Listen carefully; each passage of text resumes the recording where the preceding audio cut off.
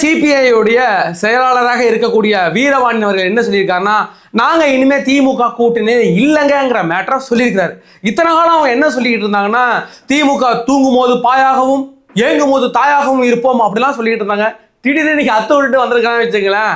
இதை நம்பி நம்மளுடைய முன்னாள் முதலமைச்சர் என்ன சொல்லிட்டு இருக்கிறாப்புலன்னா, இல்லைங்க எப்படி 3 மாசத்துல இந்த ஆட்சி கவிழ்ந்துருங்க, எப்படி இந்த 3 மாசத்துல ஆட்சி கவிழ்ந்துருங்க அப்படின்னு சொல்லிட்டு எப்படி நாங்க மீண்டு வந்துருவோம், திமுக எதுக்காக தோத்து போனுச்சு, திமுக எதற்காக தோற்று போனது.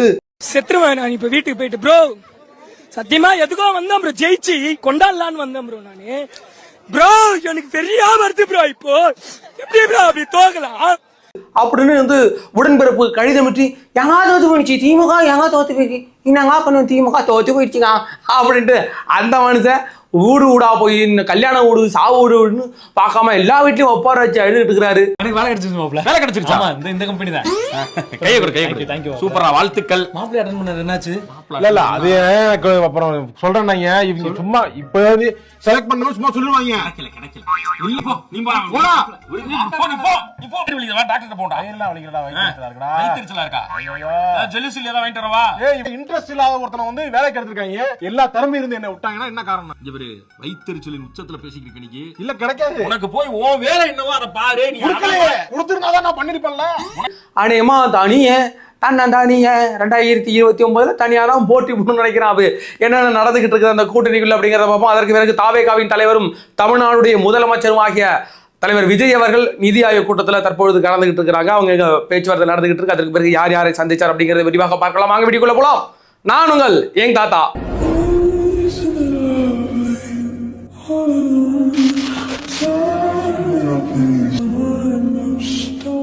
அதற்கு முன்னாடி நம்மளுடைய சப்ஸ்கிரைபரும் டிவிகேவுடைய சப்போர்ட்டருமான மதுரையை சார்ந்த மனோஜ் அப்படின்ற ஒரு இளைஞர் எக்ஸ் வலைதளங்கள், ரெடிட் வலைதளங்கள்லாம் இருக்குல்ல, அதற்கு ஆல்டர்னேட்டிவா மியூஸ் அப்படின்ற ஒரு வலைதளங்களை ஒன்று தொடங்கி இருக்கிறார். இங்க எப்படி டிவிகே, டிஎம்கே, பிஜேபின்ற 2 பெரிய பிம்பங்களை அடிச்சு தம்சம் பண்ணுச்சு, அதே மாதிரி அங்க நம்மளுடைய மியூஸ் அப்படின்ற ஒரு அப்ளிகேஷனை பார்த்து இந்த ரெடிட் எக்ஸ் வலைதளங்கள்லாம் பயந்துகிட்டு இருக்கு. நம்மளுடைய தமிழ் அங்கே ஒன்று ஓப்பன் பண்ணியிருக்காரு. நம்மளுடைய ஆதரவை கொடுக்கணும். நீங்க நான் கீழே டிஸ்கிரிப்ஷன்ல ஒரு லிங்க் கொடுத்துருக்கேன், அதுல போயிட்டு நீங்க உங்களுடைய அக்கௌண்ட்டை ஓப்பன் பண்ணலாம். நம்மளுடைய ஏங் தாத்தா இனிமே யூடியூப், ட்விட்டர் அது மட்டும் இல்லாம மியூஸ் அப்படின்ற அந்த வலைதளங்களையும் நம்ம களமாடுவோம். அதுபோக அந்த மியூஸ் அப்படின்ற அப்ளிகேஷன்ல நிறைய ஆப்ஷன்ஸ் இருக்கு. நீங்க ஒரு போஸ்ட் ஒன்று கிரியேட் பண்ணிட்டீங்க, அதை எங்க போடணும்னு தெரியல, ஆனா அங்க பூஸ்ட் அப் அப்படின்னு ஒரு ஆப்ஷன் இருக்கும். அந்த ஆப்ஷன் டச் பண்ணாலே இந்த போஸ்டை எங்க போடணும்ட்டு அந்த மியூஸ் அப்ளிகேஷனே அதில் கொண்டு போட்டுரும். கேட்டகரி வைஸா பிரிச்சிடும். அதாவது நீங்க வந்து பொலிட்டிக்கல் சம்பந்தமா போடுறீங்களா, அது பொலிட்டிக்கல் கண்டென்ட் வழியா வந்துடும். நீங்க வந்து ஒரு சினிமா சம்பந்தமா போறீங்கன்னா சினிமா சம்பந்தமான அந்த கண்டென்ட் வழியா அது கொண்டு கொடுத்துரும். நம்முடைய சப்ஸ்கிரைபரும் டிவிகேவுடைய ஆதரவான அந்த மனோஜ் இளைஞர் உருவாக்குற அந்த மியூஸ் அப்ளிகேஷனுக்கு உங்களுடைய மேன்மையான தாழ்மையான ஆதரவுகளை கொடுக்கணுமோ கேட்டுக்கொள்கிறோம். கீழே உள்ள டிஸ்கிரிப்ஷன்ல உள்ள அந்த லிங்கை பயன்படுத்தி நீங்க உங்களுடைய அக்கௌண்ட்டை கிரியேட் பண்ணலாம். நம்மளோட வீடியோக்களை பாருங்க, நம்ம சேனலை சப்ஸ்கிரைப் பண்ணி வச்சுக்கிடுங்க, லைக் பண்ணுங்க, ஷேர் பண்ணுங்க, உங்களோட மேன்மையான கருத்துக்களை கமெண்ட் செக்ஷன்ல பதிவிடுங்க. அதற்கு பிறகு சிபிஐ உடைய தமிழக செயலாளராக இருக்கக்கூடிய வீரவாணி அவர் என்ன சொல்லியிருக்காருன்னா, இல்ல இதற்கு பிறகு நாங்கள் திமுக கூட்டணியில நாங்கள் நிலைப்பது வந்து சாத்தியமில்லாத ஒன்றாக இருக்கிறது. ஆனாலும் நாங்கள் வந்து ஜனநாயக கட்சியோட தான் நாங்கள் எப்பயுமே கூட்டணி வச்சிருப்போம். இப்பொழுது தாவேகாவுக்கு நாங்கள் வெளியிலேருந்து தான் ஆதரவு கொடுக்குறோம். ஆனா நாங்கள் திமுக கூட்டணி இல்லை, ஆனா நாங்கள் எந்த கூட்டணியில் சேர போறோம் நாங்கள் அப்பதான் சொல்லுவோம்.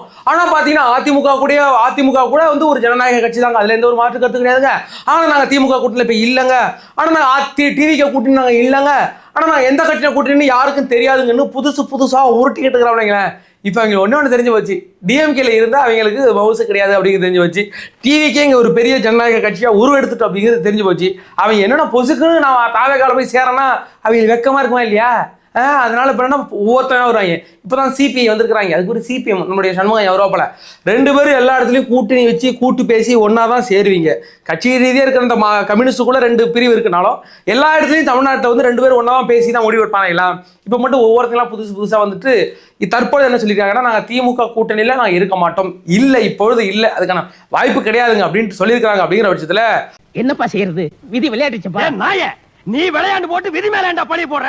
வர இருக்கிற அந்த இடைத்தேர்தல் அடையமா 2-3 டேஸுக்குள்ள இல்லை 1 வீக்குள்ள அறிவிச்சிருவாங்க. எப்போ அப்படிங்கிறத அறிவிச்சிருவாங்க. அதற்கான வேலைகள் போகும் அப்படிங்கிற பட்சத்தில் வர இருக்கின்ற 5 இடைத்தேர்தலில் இவர்கள் யார் பக்கம் இருப்பார்கள் அப்படிங்கிறது நல்லா தெரிஞ்சு போச்சு. அதற்கு பிறகு வைக்க ஒரு ஆள் இருக்கிறாரு, முசாரி பிரேமலா தான் தற்போது திமுக பக்கம் இருக்கிறாங்க. 2 பேர் 3 பேர் இருக்கிறாங்க நினைக்கிறேன். மக்கள் நீதி மையம் அதுக்கு பிறகு பார்த்தீங்கன்னா வைகோ இருக்கிறாப்ல, அதுக்கு பிறகு முசாரி பிரேமலா இருக்கிறாங்க, அது ஒரு சின்ன சின்ன கட்சிகள் இருக்கு, இந்த மனிதநேய மக்கள் கட்சிலாம் நாங்கள் தான் விட்டுட்டு இருக்காங்களா, அவங்களாம் அங்கே தான் இருப்பாங்க, அவங்களாம் சொல்ல தேவையில்லை. தற்பொழுது வைகோ அவர்கள் வந்து நான் பேசி முடிவெடுத்துட்டு சொல்ல போறேன் அப்படிலாம் சொல்லியிருக்காங்க. எந்த கூட்டணியில நாங்கள் தொடர்கிறோம் என்பதை நாங்கள் முடிவெடுத்துட்டு சொல்றோம் இருக்கிறாங்க. ஏன்ட்டு அவங்களால வர முடியாத ஒரே காரணம், வைகையாவுக்கு கொடுத்த 4 சீட்டுல 4 சீட்டுமே திமுக சின்னத்திலே நிக்க வச்சாங்க. அது ஒரு பெரிய பிரச்சனை. இல்லைன்னா அவங்க 2 பேர் வந்து இன்னைக்கு அவங்க 2 பேர் தாவேகாவுக்கு ஆதரவு மட்டும் கொடுத்துருந்தா, இந்த மதிமுகவில் வந்து ஆதரவு கொடுத்தது அவங்களுக்கு ஒரு அமைச்சர் பதவி கிடைச்சிருக்கும். தேவையில்லாம வந்து நீங்க திமுக சின்னத்தில் நின்றதுனால நீங்க அதுவும் போச்சு. அப்படிங்கிற பட்சத்துல தற்பொழுது நடக்க இருக்கிற 2026 இடைத்தேர்தல் 5 தொகுதிகளில் வைகோ அவர்களும் என்ன சொல்லுவாங்க, நேரடியா நான் வந்து இதுக்கு இங்கதாங்க சப்போர்ட் கொடுக்குறேன், தாவேகாவுக்கு சப்போர்ட் சொல்வதற்கு கூட வாய்ப்பு இருக்கு. அப்படிங்கிற பட்சத்துல இந்த திமுக அப்படிங்கிற கட்சி இப்போ தன்னந்தனியா நிற்குது, அனாதையா நிக்குது அப்படிங்கிறத நம்ம பாக்குறோம். யாருக்கு பாக்கணும்? எனக்கு இல்ல, எனக்கும் இல்ல, அப்ப எனக்கும் இல்ல. டேய் எல்லாரும் வேணா, நீங்க யாருக்கு தான் பாக்குறது? தம்பி அப்ப உங்களுக்கு பாப்பா வைங்க. உங்க பேர் பொம்மை முதல்வரா? ஆமா. கேவலமான பிறப்பு. கடைசி வரைக்கும் பிராடத்தனம் பண்ணியே வாழ்ந்து எலெக்ஷன் டைம்ல போய் வாக்குறுதி கொடுத்துட்டு ஸ்டாலின் நான் வராரு விடியல் தர போறாருன்னு ஃபன் பண்றது உங்க பெரிய பொழப்பா இருக்கும். அதனால அவங்களுக்கு வேற என்ன வாய்ப்பு இருக்கிறது அப்படின்னா, அதிமுகவும் திமுகவும் கூட்டணி சேர்ந்து நிக்கணும் அப்படிங்கிறது. ஏன்னா இந்த இடைத்தேர்தலே அவங்க என்ன முடிவு பண்றாங்கன்னா, அதிமுகவும் திமுகவும் கூட்டணி சேர்ந்து 5 தொகுதியில நீங்க 2 நான் 3 அப்படிங்கிறதுல நம்ம நிப்போங்க அப்படிங்கிற ஒரு பேச்சுவார்த்தை நடந்துகிட்டு இருக்கு. இந்த சிபிஎம் சிபிஐ இந்த 2 பேருமே அநேகமா திமுக கூட்டணி இல்லைன்னு சொன்னாலும் இவர்கள் 2 பேரும் எப்படி முடிவு எடுப்பார்கள் இந்த இடைத்தேர்தல் அப்படின்னா, நாங்க யாருக்குமே ஆதரவு கொடுக்கலங்க அப்படின்ட்டு புதுசா ஒரு உருட்டுவாங்க. நாங்க டிவிக்காக இப்ப ஆதரவு கொடுக்குறோங்க, ஆனா பாத்தீங்கன்னா வெளியில இருந்து இப்ப ஆதரவு கொடுத்துட்டு இருக்கோம், அவ்வளவுதாங்க. ஆனா நடக்க இருக்கிற இந்த இடைத்தேர்தலில் நாங்க எந்த முடிவும் எங்களால் எடுக்க முடியாதுங்கிற காரணத்தினால நாங்க வந்து யாருக்குமே ஆதரவு கொடுக்கல அப்படின்ற நிலைப்பாடு எடுப்பதற்கு கூட அதிக வாய்ப்பு இருக்குது அப்படிங்கிறத பார்க்குறோம். இதை விட்டுட்டு இதுக்கு பிறகாவது திமுக நான் ஏன் தோத்து போனேன் அப்படின்னு உங்க கட்சிகள்கிட்ட கேட்கறதால உங்களுக்கு தோத்து போனதுக்கு மிக முக்கிய காரணம் இது மாதிரி இந்த கூட்டணி கட்சிகள் சேர்ந்துக்கிட்டு உங்களுக்கு சொம்படிச்சுட்டு இருந்தாங்களே இவங்க. அது பிறகு உங்க கட்சியில் உள்ள எம்எல்ஏக்கள் தொண்டர்கள்லாம் கரெக்டாக தான் வேலை பார்த்தாங்க. அந்த கட்சியோட இந்த கோர் ஃபீல்டு தொண்டர்கள் வந்து கடினமாக வேலை பார்த்தாங்க. அதெல்லாம் அவர்களுக்கு நல்லா தெரியும், திமுக தொண்டர்களுக்கே தெரியும். அங்கே உள்ள எம்எல்ஏக்கள் அவங்க ஒழுங்காக வேலை பார்க்கல, களத்தை ஒழுங்காக புரிஞ்சிக்கல. இந்த அனிதா ராதாகிருஷ்ணன் ஒரு ஆள் சுற்றி நிற்பாப்புல. இப்போ இந்த ஒரு ஊழல் வழக்கோட கேஸ் ஆயிருக்குது. அது சீர்கொண்டு போனாப்புல, தாய்மாமன் சீர்கொண்டு போனாப்புல யாருக்கு, நம்மளோட சீமானுக்கு. சரி ஏதோ உறவுமுறை கொண்டு போயிருக்காரு இருக்கு, இந்த கைல்வெடி இருக்காங்களா அவங்களுடைய சொந்தத்தில் ஏதோ வரும் இருக்கு அப்படின்னு நினச்சிக்கிட்டு இருந்தேன். எதுக்கு கேட்குறோம், அந்த மின்னம்பலம் ஏற்கனவே தமிழ்ச்சின்னு ஒரு நைட்மேர் டிஎம்கேவோட நைட்மேர் அம்மான் இருக்கும், அது கேட்குது எதுக்கு நீங்க கொண்டு போனீங்க அப்படிங்கும்போது, சீமான் அவர்களுக்கு காளி பிறந்திருக்கிறாள் என்று எனக்கு தெரியும், அதனால நாங்க கொண்டு போனாங்க. அவர் 60 வயதுல குழந்தை பெற்றிருக்கிறார், அதற்காக கொண்டு போனாங்க அப்படின்னு வரோம். சரி முதல் குழந்தை பெற்றுது அதுக்கு கொண்டு போனீங்களா? அது வந்து பார்த்தீங்கன்னா சீமான் 60 வயசுல குழந்தை பெற்றிருக்கிறார், அவரை ஊக்கப்படுத்துவதற்காக கொண்டு போயிருக்காரு. ஊக்கப்படுத்தி அடுத்த குழந்தை பிறக்கிறதுக்கா? அது மட்டும் இல்லாமல் அவர் வந்து 8% 4% கம்மியாக இருக்கு ஓட்டு சதவீதம். அவர் தளர்ந்து விடாமல் இருப்பதற்காக அவரை ஊக்கப்படுத்துவதற்காக நான் கொண்டு போயிருக்கிறேன். அவரை ஊக்கப்படுத்தி 4% 8% கொண்டு வந்தால் சந்தோஷம். மறுபடியும் வேறு விஷயத்தில் ஊக்கப்படுத்தி நான் அடுத்த குழந்தை கண்டு போனால் என்ன பண்ணுறது? எத்தனை பேருக்கு தான் அந்த தாய்மாமன் தங்கமான திட்டத்தை கொடுக்க முடியுன்றான்.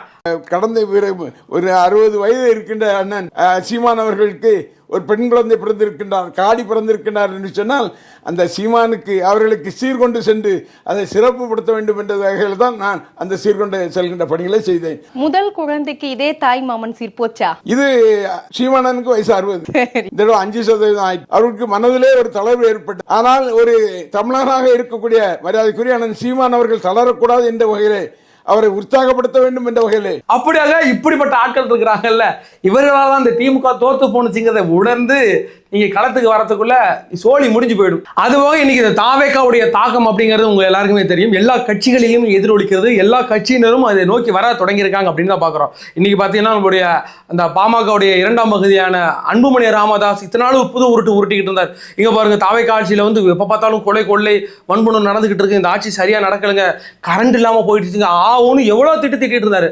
இப்ப நேற்று பாக்குறேன் தாவேகா ஆட்சி சூப்பரா இருக்குது, டக்கரா இருக்குது, மாசா இருக்குது, கரண்ட் போடுறது திமுக தான் காரணம், இதுக்கு தாவேக்கா என்னங்க பண்ணோம் அப்படின்ட்டு புதுசா ஒரு உருட்டிட்டு இருக்காங்க. அவங்க எல்லாம் மெல்ல மெல்ல எங்க நோக்கி வந்துகிட்டு இருக்காங்க, ஏன்னா தாவேக்கா நோக்கி வந்துகிட்டு இருக்காங்க. இவங்களுக்கு தெரியும் அடுத்த 20 ஆண்டு காலத்துக்கு எதிர்காலம் என்பது ஒன்றிலே ஒன்று தாவேக்காவுக்கு மட்டும் எதிர்காலம் இருக்கு.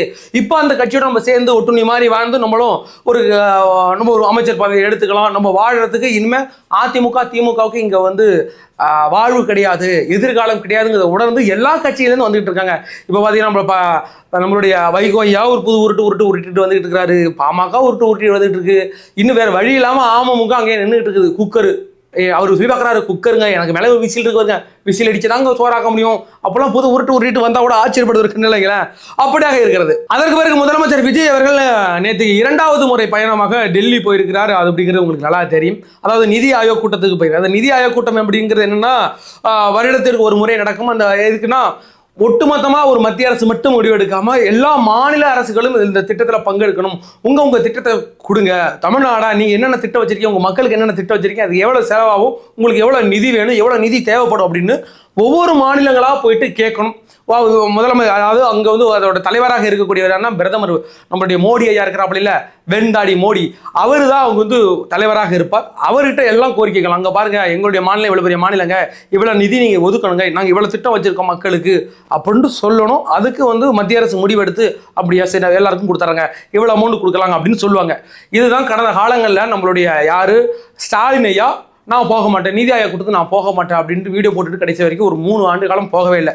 கடைசியில் 4 ஆண்டு காலம் போல, கடைசியில் 2025 வேற வழி இல்லாமல் போய் அங்கே காலில் விழுந்தார். உண்மையாக நமக்கு தேவையான திட்டங்களை எவ்வளோ அமௌண்ட் வேணுங்கிறத மோடி நம்மளுடைய மத்திய அரசிட்ட கேட்டு வாங்கணும். அது தெரியாம இப்படி பண்ணிட்டு இருக்காங்க. அதன் பிறகு நேற்றைய பார்த்தீங்கன்னா நம்மளுடைய குடியரசுத் தலைவர் அவரை போய் சந்தித்ததாக இருக்கட்டும், துணை குடியரசுத் தலைவர் ராதாகிருஷ்ணன் அவர்களை போய் சந்தித்ததாக இருக்கட்டும், அதற்கு பிறகு காங்கிரஸ் தலைவர்களை சோனியா காந்தி ராகுல் காந்தி அவங்களை போயிட்டு டைரக்டா மீட் பண்ணிட்டு வந்ததெல்லாம் இதெல்லாம் வந்து பார்த்தீங்கன்னா ஒரு பொலிட்டிக்கல் ரீதியாக காங்கிரஸ் மீட் பண்ணது. நாங்கள் இன்னும் நம்ம ஸ்ட்ராங்கா இருக்கணும், எல்லா மாநிலங்களையும் விரிவுபடுத்த நம்ம விஜய் அவர்களுக்கு ஒரு விஷன் ஒன்று இருக்கு, அதை நோக்கி ஒரு கூட்டணி ஸ்ட்ராங் பண்றது. சிபிஐடைய அங்க மாநில பொதுச் செயலாளர் தேசிய செயலாளரோட போய் பார்த்துட்டு வந்தார் அப்படிங்கிறதெல்லாம் பார்க்குறோம். அதற்கு பிறகு வர 18ஆம் தேதி பார்த்தீங்கன்னா தமிழகத்துடைய பட்ஜெட் கூட்டத்தொடர் நடக்க போகிறது அப்படிங்கிறத நம்ம பார்க்குறோம். அதில் வந்து என்னென்ன திட்டங்கள் அறிவிக்க போகிறார், என்னென்ன திட்டங்களுக்கு எவ்வளோ அமௌண்ட் ஒதுக்கப்பட்டிருக்கு அப்படிங்கிறதெல்லாம் அதில் தான் தெரியும். தலைவர் விஜய் அவர்கள் சொல்லுவார், இந்த திட்டத்துக்கு இவ்வளோ அமௌண்ட் ஒதுக்கிருக்குங்க, இந்த திட்டத்துக்கு இவ்வளோ அமௌண்ட் ஒதுக்குங்க அப்படிங்கிறது. அங்கே இதெல்லாம் நிறைய டிஸ்கஷன் நடக்கும் சட்டமன்றத்துக்குள்ளேயே. சொல்லப்போனால் இந்த மின்சாரத்துறைக்கு வந்து நிறைய நிதி அமௌண்ட் ஒதுக்கிறதுக்கு அதிக வாய்ப்பு இருக்கிறது. என்ன கேட்டீங்கன்னா சென்னையில் இன்னைக்கு தினந்தோறும் கரண்ட் போயிட்டு இருக்கு, அறிவிக்கப்படாத மின்வெட்டுகள் இங்கே இருக்கிறதா, முழுக்க முழுக்க இதுக்கு திமுக காரணம் நம்ம சொல்லிக்கிட்டு இருந்தாலும் அது உண்மைதான். ஓரளவு இன்னைக்கு வந்து ஒரு திடீர்னு கரண்ட் போயிட்டா நைட்டு 12 மணி ஆயிட்டா அதுக்கு திமுக அங்கேயே வேலை பார்த்துருக்கான் அப்படிங்கிற நம்மளே சொல்ற அளவுக்கு திமுக வேலை பார்த்துருக்கா இல்லைன்னு சொல்ல.